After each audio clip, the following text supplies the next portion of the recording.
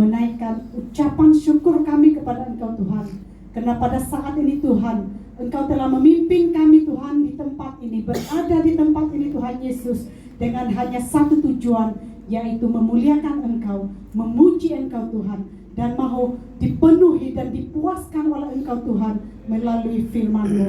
Tuhan, saya berdoa untuk setiap jiwa, setiap kami pribadi yang ada di tempat ini ya Tuhan Yesus, agar kami Tuhan dipenuhi oleh firman-Mu, diisi, biar kami ya Tuhan terus bertumbuh di dalam Engkau Tuhan, agar kami balik Tuhan bukan dengan pribadi yang sama Tuhan, tetapi sesuatu yang baru yang Tuhan kerjakan di dalam setiap kami ya Tuhan.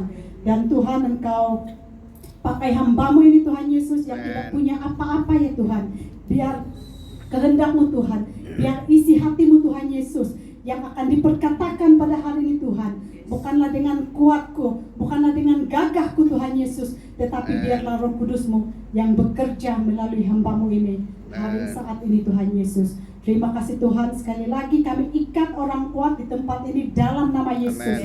Kami ikat setiap pekerjaan jahat yang mencuri firman-Mu pada saat ini, kami hancurkan di dalam nama Yesus. Dan biar nama-Mu Tuhan yang terus dipermuliakan di tempat ini.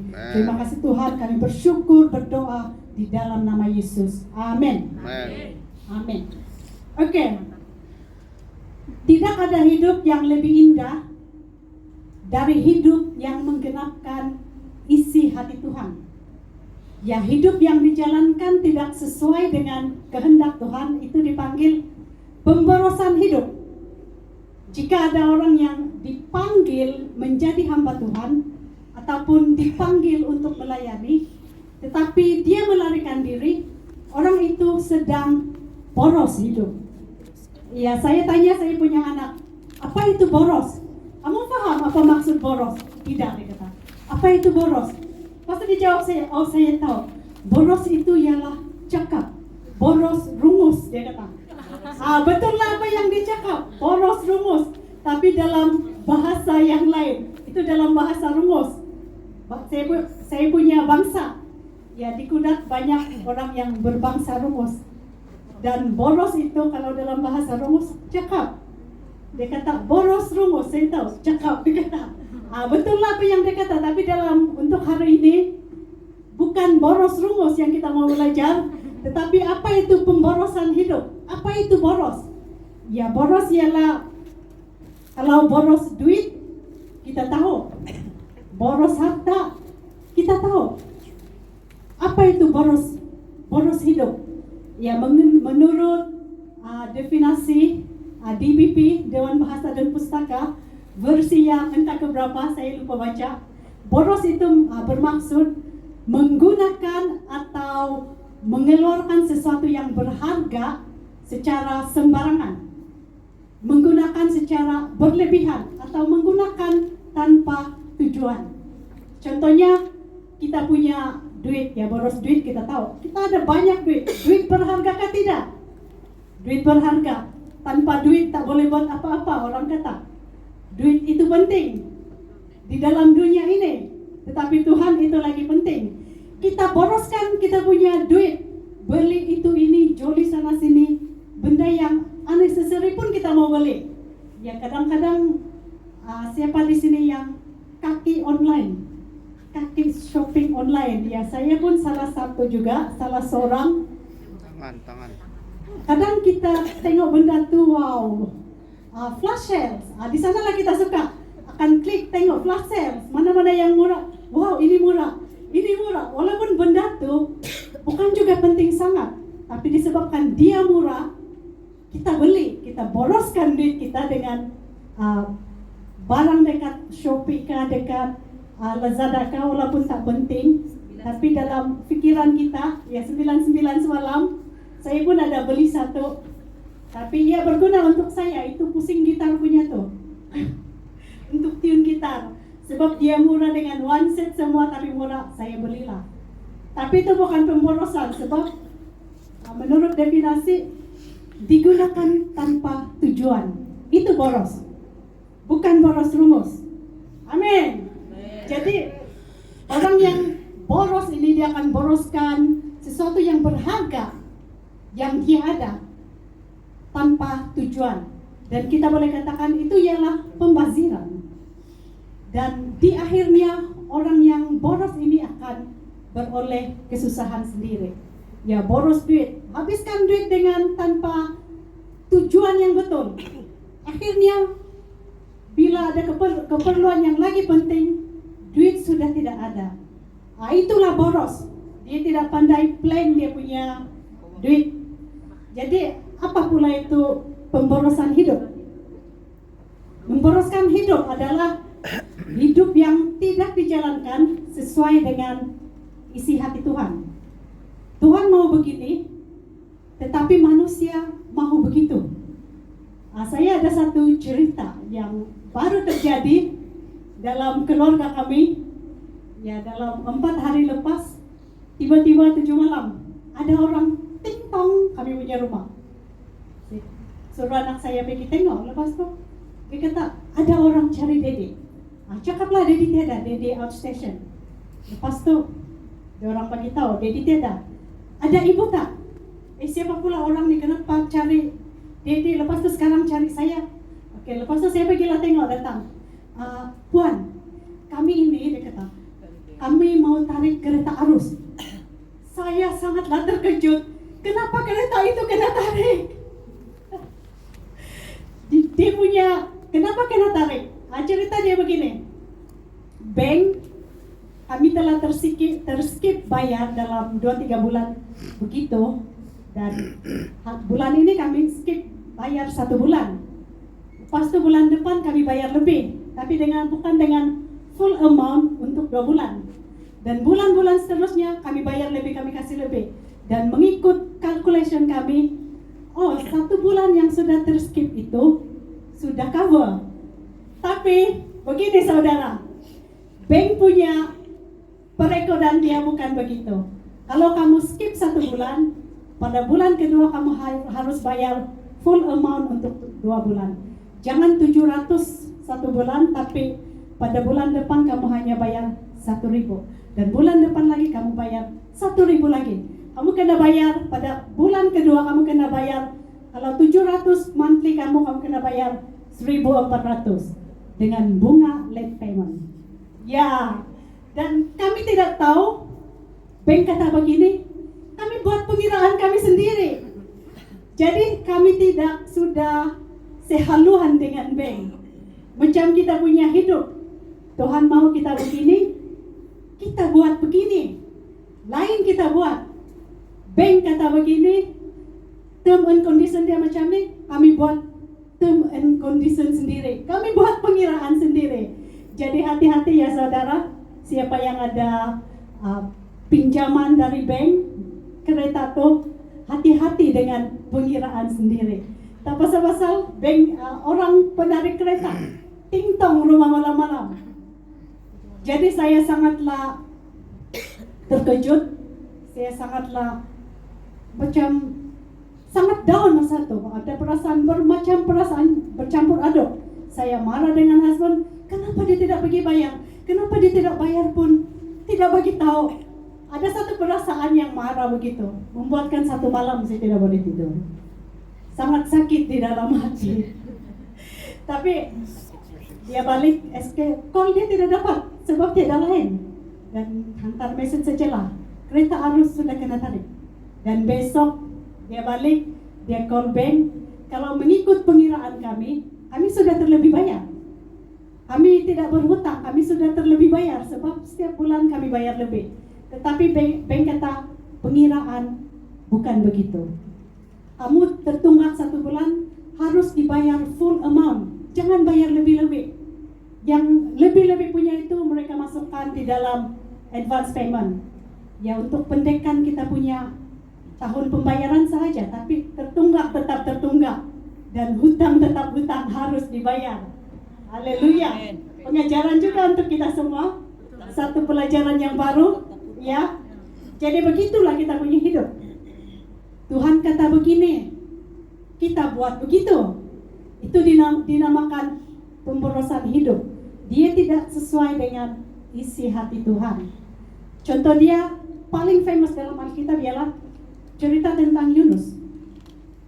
Pada waktu Tuhan mengutus Yunus pergi ke kota Niniwe, dia pergi ke mana? Dia naik kapal lain, dia pergi ke Tarsus. Dia pergi ke sana, sehingga dalam perjalanannya Tuhan melakukan banyak kesulitan kepada Yunus, bukan sahaja kepada Yunus, kepada orang-orang lain yang juga bersama dengan dia. Dia lari ke Tarsus, dia tidak mengikuti apa yang Tuhan perintahkan kepada dia. Jadi hidup saya, hidup saudara, kalau kita tidak menjalankan panggilan Tuhan, jika kita tidak menggenapkan isi hati Tuhan, itu dinamakan pemborosan hidup. Ya. Jadi tanyakan pada diri kita sendiri hari ini, Tuhan, apa yang Engkau mahu untuk saya lakukan? Tuhan, apa yang Engkau mahu untuk saya menggenapi panggilan-Mu? Jadi orang-orang yang dipimpin Tuhan, orang-orang yang mempunyai talenta, bakat yang ada, kita harus pakai itu untuk kemuliaan Tuhan. Jangan melarikan diri dari panggilan. Jangan memboroskan hidup kita dengan lari dari panggilan Tuhan. Ya, kadang-kadang setan itu bijak juga. Setan sebenarnya tidak bijak, cuma dia licik. Ya, dia itu licik. Setan akan menanamkan dalam kita punya pikiran, yaitu perasaan tidak yakin, sangat tidak yakin. Yang begitu sangat-sangat tidak yakin sehingga kita tidak mau melakukannya. Sebab ketidakyakinan, saya tidak mampu. Saya bagi tahu kamu, jangan fokus dengan dirimu, fokuslah dengan Tuhan. Ketika kita tidak yakin, jangan fokus dengan kita. Fokus dengan diri sendiri, memang kita tidak mampu lakukan. Tetapi fokuslah dengan Tuhan. Ya, macam lagu tuh, alam semesta. Sedangkan alam semesta pun tunduk dengan Yesus. Apalagi kalau kita yang tunduk, pasti Tuhan melakukan perkara yang lagi luar biasa dalam kita. Amin. Jadi semua bakat, talenta yang Tuhan sudah beri, biarlah kita persembahkan kembali kepada Tuhan. Amin. Jadi sekali lagi saya katakan, hidup yang boros adalah hidup yang dijalankan tidak sesuai dengan kehendak Tuhan. Ya, kalau kita rasa-rasa saat ini, selama kita hidup ini, apakah kita menjalankan hidup sesuai dengan kehendak Tuhan? Ya, kita pikir sendiri, kita jawab sendiri. Tuhan Yesus, dia datang ke dalam dunia. Tuhan Yesus sudah menggenapkan isi hati Tuhan, yaitu dia menggenapkan isi hati Allah yang sudah begitu lama ditunggu. Tuhan sudah rencanakan, Tuhan sudah memilih Yesus sebelum dunia dijadikan. Galatia 4 ayat 4. Tetapi setelah genap waktunya, maka Allah mengutus anaknya yang lahir dari seorang perempuan dan takluk kepada hukum Taurat. Di sini Tuhan ayat ini mengatakan Allah Bapa mengutus anaknya, yaitu Yesus, yang lahir dari seorang perempuan. Kalau kita tengok dari verse yang pertama tuh, tetapi setelah genap waktunya. Maksudnya kedatangan Yesus itu memang sudah dijanjikan. Sekian lama, bila tiba masanya, Tuhan hantar dia. Dan Yesus datang ke dunia dengan menggenapkan isi hati Tuhan. Apa yang Tuhan mahu Yesus kerjakan, yaitu Yesus harus mengerjakan kayu salib. Yesus harus melalui kayu salib untuk penebusan, untuk penyelamatan kita. Boleh saja Tuhan Yesus tidak mau melalui salib, tetapi itulah panggilan, itulah tujuan yang Allah Bapa hantar dia, yaitu dia perlu disalibkan. Dan Tuhan Yesus sudah genapi itu. Jadi mari kita lihat di dalam Yohanes 17:4. Aku telah mempermuliakan engkau di bumi dengan jalan menyelesaikan pekerjaan yang Engkau berikan kepadaku untuk melakukannya. Ini ialah doa Yesus sebelum dia disalibkan. Sebelum dia menuju salib, ini ialah doa Yesus. Kita lihat balik apa yang Yesus katakan. Aku telah mempermuliakan engkau di bumi dengan jalan menyelesaikan pekerjaan. Dia memuliakan Allah Bapa dengan menyelesaikan pekerjaan. Pekerjaan apa? Pekerjaan kayu salib.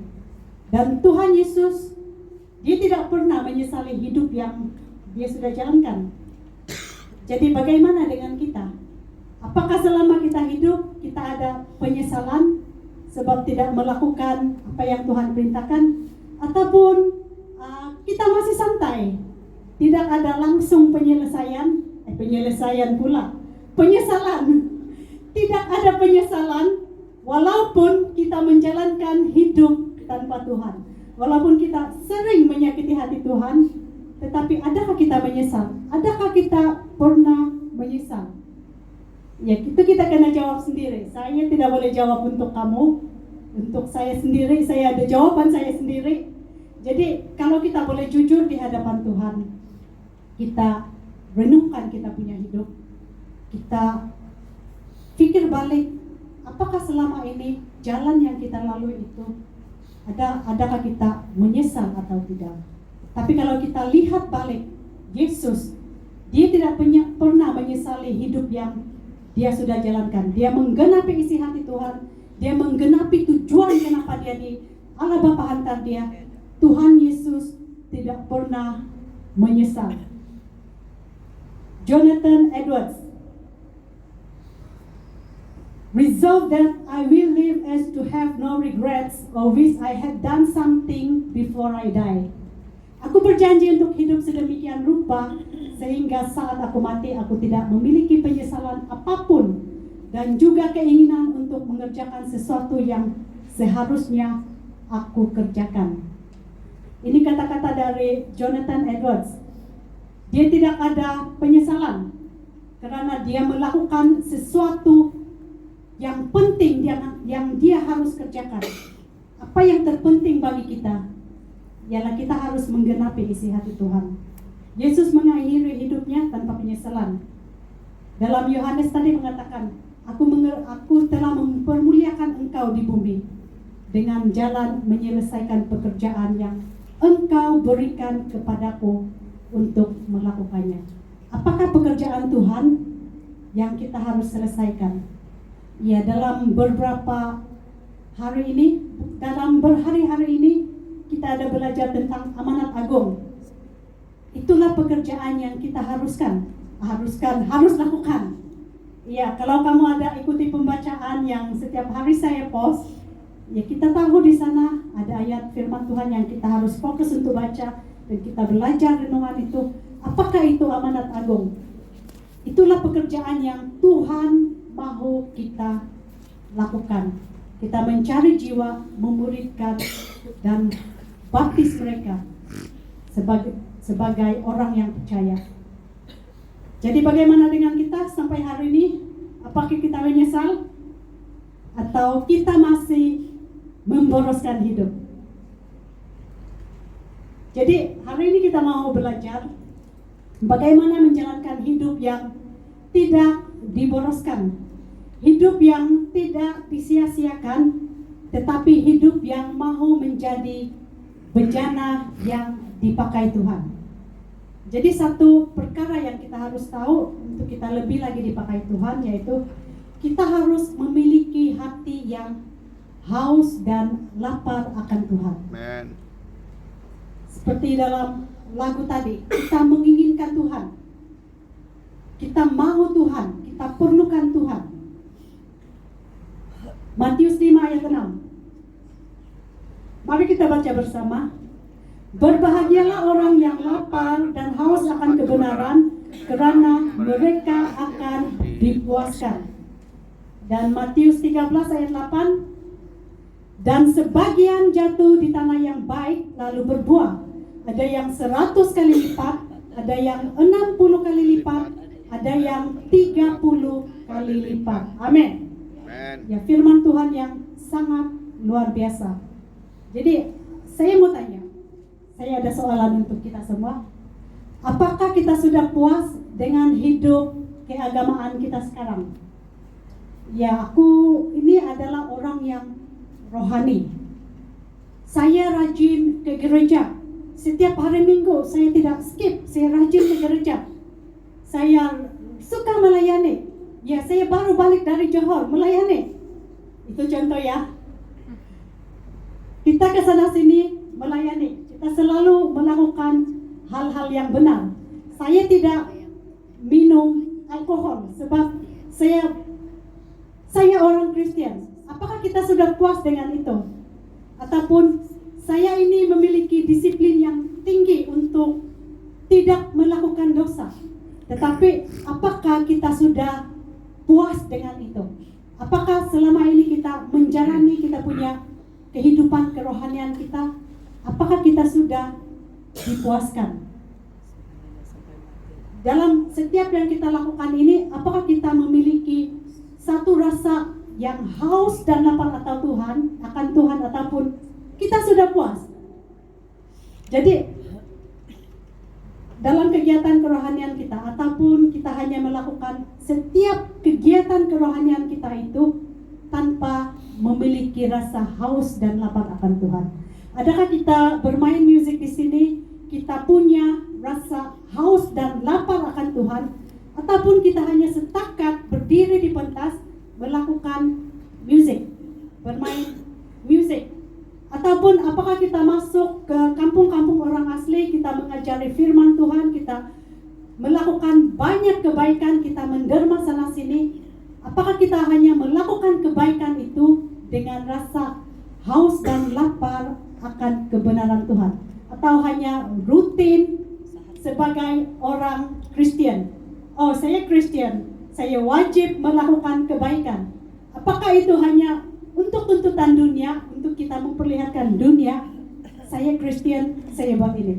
Ataupun dalam hati kita ada satu perasaan yang haus dan lapar akan Tuhan? Ya, ini soalan saya untuk kita semua, bukan untuk saudara saja semua, tetapi untuk saya pribadi. Apakah setiap hari Sabtu saya ke kampung Kenong sana yang tidak ada line internet, kalau 2-3 hari saya pergi, 2-3 hari orang tidak boleh cari saya? Apakah saya puas dengan itu?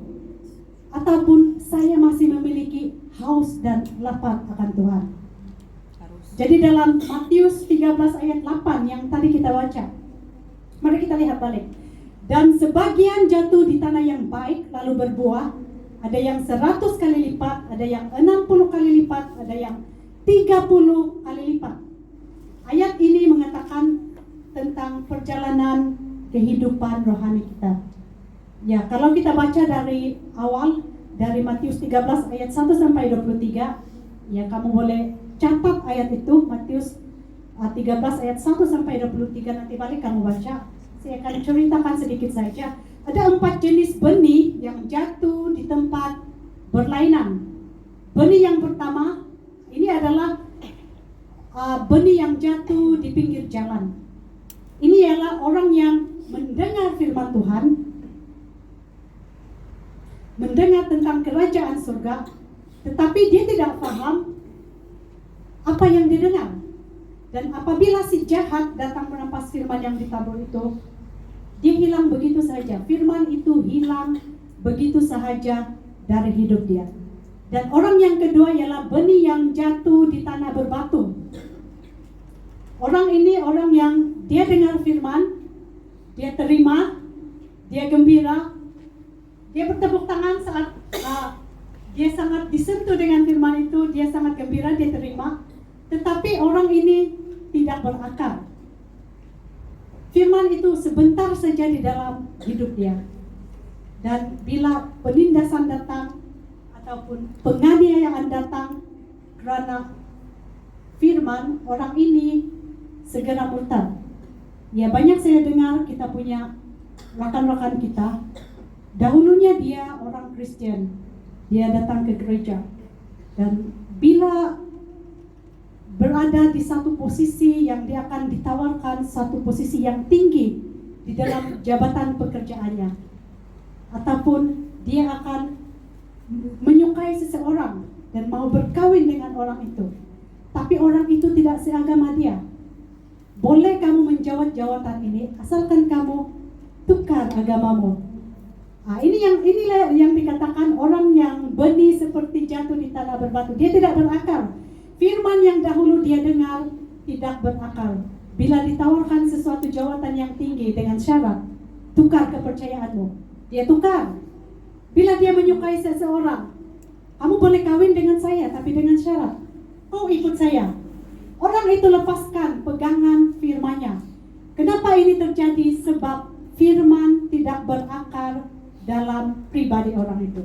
Dan yang ketiga ialah benih yang jatuh di semak berduri. Orang yang dengar firman tetapi khawatir dengan masalah dunia. Ya, seperti yang kongsikan tadi, banyak sangat benda yang dikhawatirkan. Khawatir selalu. Ya. Kadang-kadang bukan benda yang perlu dikhawatir pun khawatir juga. Jadi orang ini seperti benih yang jatuh di semak berduri, orang yang dengar firman tetapi khawatir. Dia tidak percaya yang firman itu boleh mengubah kehidupan dia. Dia masih tidak percaya yang Yesus berkuasa mengubah kehidupan dia. Dan dengan masalah dunia, menghadapi masalah dunia, tipu daya dengan kekayaan dunia, menghimpit firman tersebut. Apa yang menyebabkan dia khawatir? Firman itu dihimpit sehingga firman itu menjadi kecil dan duri-duri semak berduri itu semakin lebih besar, yaitu masalah-masalah dalam pikiran kita. Bila masalah melanda, firman itu tidak lihat lagi mana sudah itu firman yang Yesus kata, aku menyertaimu. Lupa sudah yang Yesus itu menyertai, sebab semak duri sudah menghimpit. Dan yang keempat ialah orang ini ialah seperti benih yang jatuh di tanah yang subur. Apa kata firman? Orang benih yang ini, orang yang dengar firman, dia faham dan dia berbuah. Orang seperti ini akan dipakai Tuhan berlipat kali ganda. Amin. Ya, ayat Matius 13:8 tadi. Ada yang 100 kali lipat, ada yang 60 kali lipat, ada yang 30 kali lipat. Ini adalah orang yang seperti benih yang jatuh di tempat yang subur. Dia memiliki tanah yang subur dan dia akan tetap bertumbuh. Jadi, mahukah kita menjadi benih yang jatuh di tanah yang subur? Kita berbuah berlipat kali ganda. Untuk mendapatkan, mau menjadi benih yang jatuh di tempat yang subur, kita harus punya rasa haus dan lapar akan Tuhan. Ini saja yang membolehkan kita menjadi tanah yang subur, yaitu kita harus memiliki rasa haus dan lapar akan Tuhan. Ya, kita kembali ke Matius 5 tadi. Matius 5 ayat 6. Berbahagialah orang yang lapar dan haus akan kebenaran, karena mereka akan dipuaskan. Ayat ini berkata, hanya orang yang haus dan lapar akan kebenaran Tuhan akan memiliki kebahagiaan. Jadi bagi kita, apakah istilah kebahagiaan bagi kita? Bagi pandangan manusia, ada orang yang rasa bahagia bila dia memiliki sesuatu benda yang berharga. Kereta kah, rumah kah, cincin berlian kah, apalagi segala yang berharga yang dia sudah idamkan setelah sekian lama. iPhone 16 kah? Oh, sudah ada kah? Belum ada. Ataupun kita pergi travel, yaitu kita punya impian-impian. Kita akan merasa bahagia bila kita memiliki sesuatu benda berharga yang kita lama sudah idamkan. Kita menabung banyak untuk dapatkan benda tersebut. Ya, menabung banyak itu satu usaha, satu pengorbanan. Dan bila kita berusaha dengan titik peluh kita sendiri, kita dapat benda yang kita mau, kita begitu rasa puas, kita bahagia. Itu pandangan dunia. Apalagi yang membuatkan kita bahagia? Ada orang yang rasa bahagia apabila dia mencintai seseorang dan orang yang dia cintai itu respon balik mencintai dia. Dan itu adalah satu kebahagiaan bagi kita. Amin. Siapa yang tidak merasa bahagia kalau orang yang kita cintai mencintai kita sendiri, mencintai kita balik? Seperti suami istri. Ya, takkanlah boleh berkawin tanpa perasaan cinta. Dan dari cintalah timbulnya kebahagiaan. Dan ini ialah kebahagiaan istilah dunia. Apalagi yang boleh membahagiakan kita. Ada orang yang rasa bahagia apabila dapat mencapai impian, mencapai cita-cita. Wow, aku mau menjadi seorang dokter.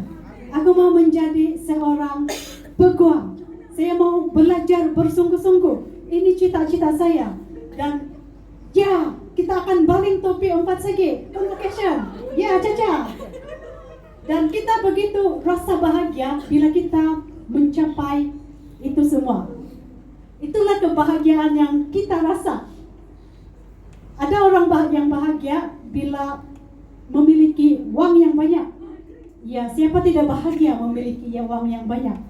Tetapi firman Tuhan berkata, kebahagiaan hanya boleh didapati apabila kita memiliki rasa haus dan lapar akan Tuhan. Berbahagialah orang yang lapar dan haus akan kebenaran, karena mereka akan dipuaskan. Amin. Bagaimana rasa dan haus akan lapar dengan Tuhan mendapat kebahagiaan? Ya, mari kita lihat Matius 6:33. Ayat ini menjawab. Kebahagiaan, Matius 6 ayat 33 berkata, tetapi carilah dahulu kerajaan Allah dan kebenarannya, maka semuanya itu akan ditambahkan kepadamu. Amin. Kebahagiaan yang tadi kita sebutkan, ada uang banyak, akan memiliki orang yang kita cintai, ataupun kita mendapat kekayaan. Firman Tuhan kata, cari dahulu kerajaan Allah. Kalau kerajaan Allah, kebenaran Tuhan kamu sudah ada, semua itu kebahagiaan dunia kamu akan miliki, akan ditambahkan kepadamu. Amin. Ya, kalau sudah mengatakan amin, harus kita percaya akan firman ini. Jangan lagi biarkan semak-semak duri menghimpit firman ini. Amin. Kita harus pegang, kita hafal. Ya, minggu depan kita tanya, siapa yang boleh hafal ayat Matius 6:33? Kita panggil nama random saja. Siap-siap kamu. Jadi, apakah istilah kebahagiaan dalam pandangan kita? Seperti yang kita katakan tadi. Tetapi dalam firman Tuhan, dalam pandangan Alkitab, Tuhan kata, kamu mau bahagia? Cari dahulu kerajaan Tuhan dan kebenarannya. Jadi, dengan pengetahuan kita akan kebenaran Tuhan, dengan kefahaman kita akan firman Tuhan, tentang pengenalan kita tentang Tuhan, keperluan jasmani kita akan dipenuhi. Keperluan jasmani kita akan dipuaskan apabila kebenaran Tuhan terlebih dahulu kita cari dalam hidup kita. Kebenaran Tuhan hanya boleh diperolehi apabila kita memiliki rasa haus dan lapar akan Tuhan. Ya, bagaimana kita mencari kebenaran? Kita harus punya rasa itu, rasa haus dan lapar. Kita sentiasa inginkan Tuhan, sentiasa mahu akan Tuhan. Ya, saya mau tanya, apa keperluan utama tubuh kita? Tubuh kita perlukan yang paling penting. Air. Makan. Apabila kita rasa lapar, kita sudah kenyang rohani. Kita punya aktiviti kita melayani Tuhan setakat dipersembahkan kepada dunia. Jadi tidak ada beza dengan artis dunia. Itu basker dekat Bukit Bintang sana. Kita perform dekat gereja, kita memuji Tuhan, melayani di gereja. tidak ada beza dengan orang yang nyanyi dekat Bukit Bintang. Kalau kita sudah mulai kenyang rohani, kita tidak memiliki rasa haus dan lapar akan Tuhan. Itu tidak beza, saudara. Saya katakan, saya berani katakan, tanpa Tuhan, tanpa rasa dan haus dan lapar dengan Tuhan, apa yang kita lakukan itu hanya sia-sia.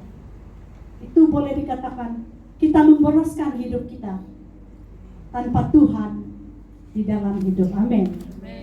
Jadi hati-hati, jangan kita kenyang terus. Bagus kita kenyang rohani, tetapi jangan kenyang terus. Setiap hari kita harus lapar, kita harus haus, supaya setiap hari kita mencari Tuhan. Amin. Jadi orang yang haus dan lapar akan Tuhan sentiasa sadar bahwa dia memerlukan Tuhan. Kita akan jadi luar biasa kalau kita tahu dan sadar bahwa kita perlukan Tuhan. Oke, dan dengan pantas 3 perkara yang kita perlu lakukan untuk memiliki rasa haus dan lapar akan Tuhan. Yang pertama yaitu kita harus berpuasa. Ya, berpuasalah kita sebab beras sudah naik harga. Ya, bukan itu ya tujuan dia.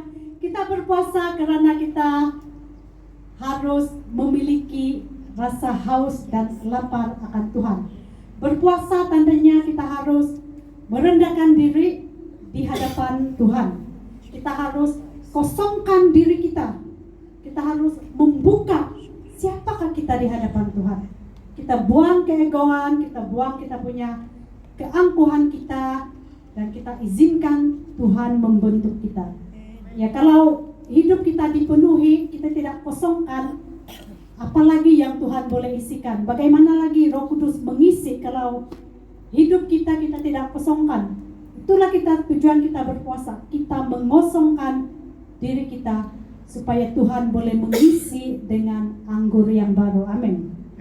Ya, anggur yang baru harus dituangkan ke kantong kulit yang baru. Firman Tuhan kata, kalau itu kantong kulit yang lama kamu tuang anggur baru, nanti kantong kulit itu akan oyak, dan dengan anggur sekali jatuh dibazirkan, firman Tuhan tidak akan masuk. Jadi kita kosongkan diri kita dengan berpuasa supaya anggur baru, anggur surga, Roh Kudus, anggur dari kita. Dan puasa dan doa dapat memulihkan. Kenapa kita berpuasa? Puasa doa dapat memulihkan cinta pertama kita kepada Tuhan yang sudah lama hilang. Dalam Wahyu mengatakan, di dalam gereja di Efesus mengatakan, jemaat-jemaat Efesus telah kehilangan cinta pertama. Hari ini saya mau tanya, apakah kita masih memiliki cinta pertama dengan Tuhan? Yaitu saat kita benar-benar, waktu Tuhan memanggil kita, kita benar-benar dekat dengan Tuhan. Apakah perasaan itu masih ada? Ataupun sudah hilang? Dengan puasa kita akan kembali seperti pertama kali kita bercinta dengan Tuhan. Apalagi yang puasa boleh lakukan? Puasa memampukan Roh Kudus mengungkapkan keadaan rohani kita. Puasa juga akan menghasilkan hati yang lembut. Puasa menghasilkan pertobatan.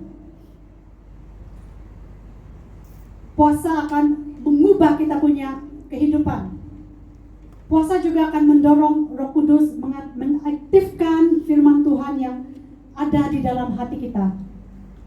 Kalau selama ini kita tidak ingat firman Tuhan, kita lupa, oh ini ayat di mana ya? Tapi memang ada di dalam ayat ini. Roh Kudus boleh ingatkan saat kita berpuasa. Roh Kudus akan mengaktifkan firman Tuhan dalam pribadi kita, dalam kita punya ingatan. Berpuasa juga dapat menghasilkan kebangunan rohani pribadi dalam hidup kita sendiri. Amen. Itu ialah satu penerobosan yang terjadi. Kita dibangunkan dan kita akan menjadi saluran kebangunan rohani bagi orang lain.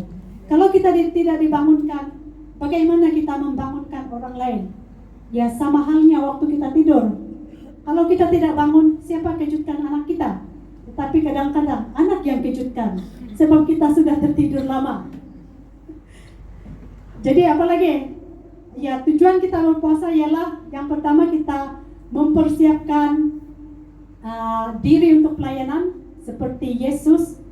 Yesus sebelum dia melayani 3 tahun dia berpuasa 40 hari 40 malam di padang gurun. Yang kedua, tujuan untuk berpuasa untuk meminta hikmat Tuhan.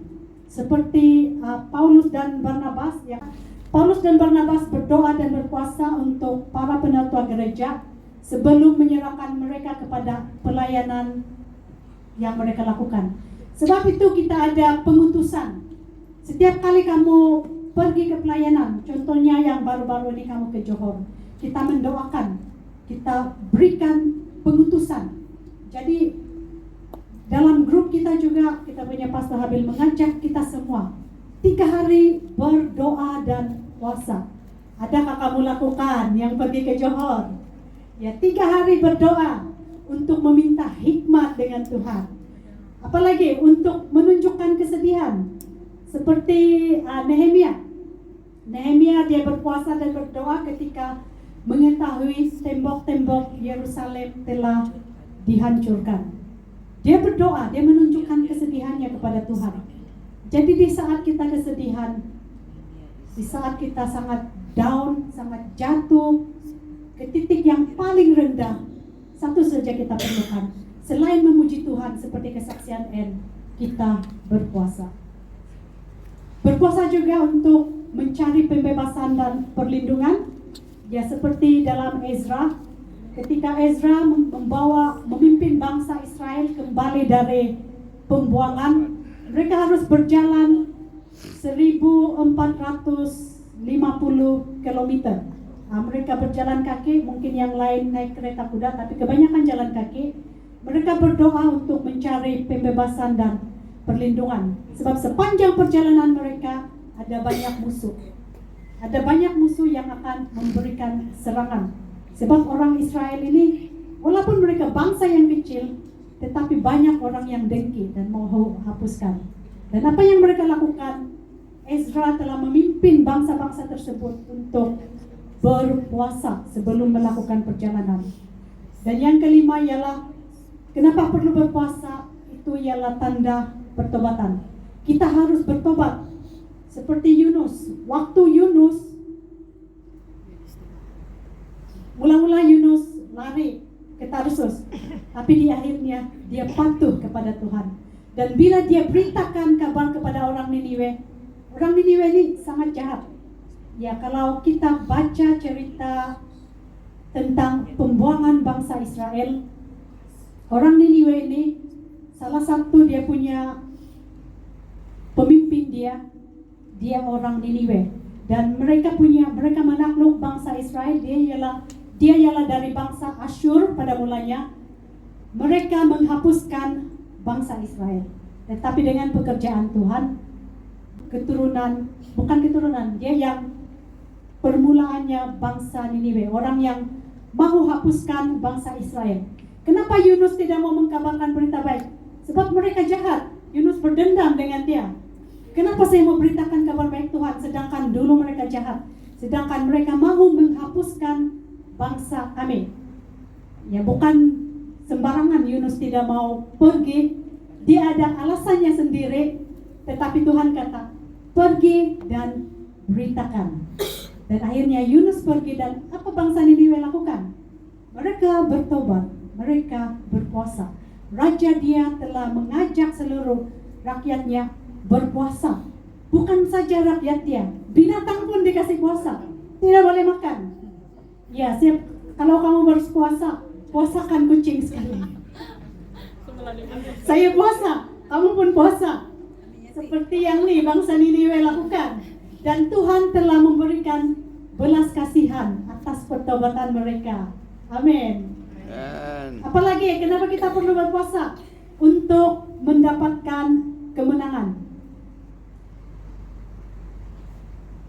Oke, dalam Hakim-Hakim 20-26, setelah kehilangan 40.000 orang dalam pertempuran dalam 2 hari, orang Israel berseru kepada Allah untuk meminta bantuan.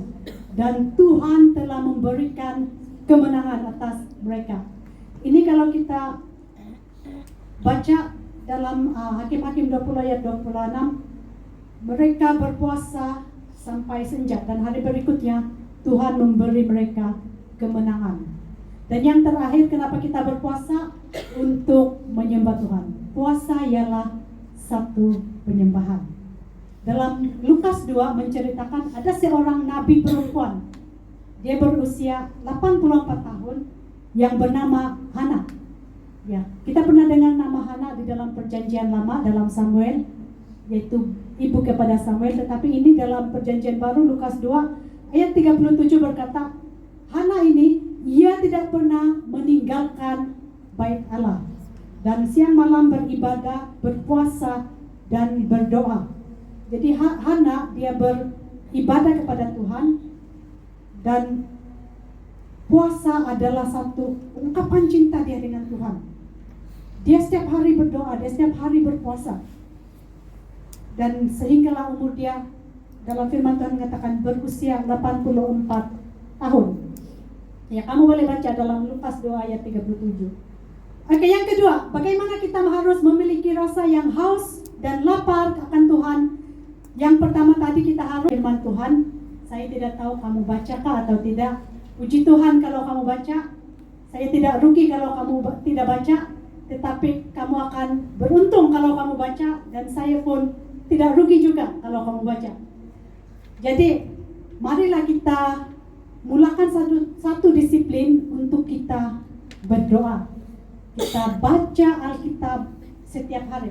Tuhan mau kita orang Kristen supaya kita bertumbuh akan pengenalan firman Tuhan.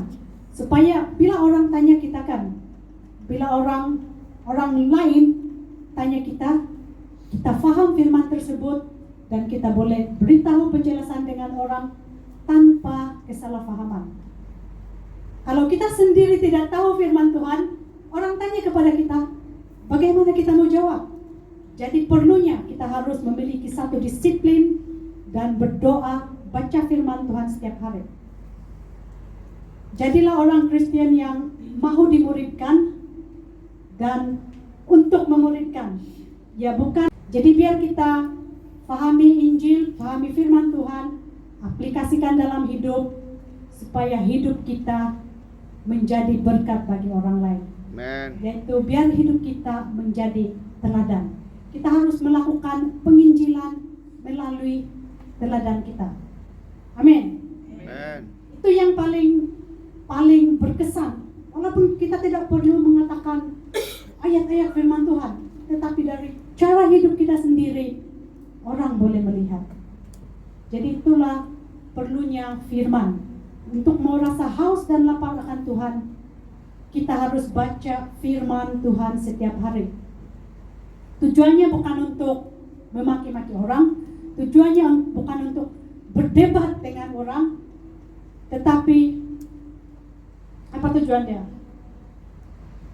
Tiada guna kita menang berdebat tetapi jiwa tidak dimenangkan. Banyak saya tengok dalam Facebook orang berdebat tentang Alkitab, tetapi bila saya baca balik, aduh, betul kan orang paham apa orang cakap ini? Sudah jauh menyimpang dari kebenaran firman Tuhan. Dan in the end, last dia ikut agama lain.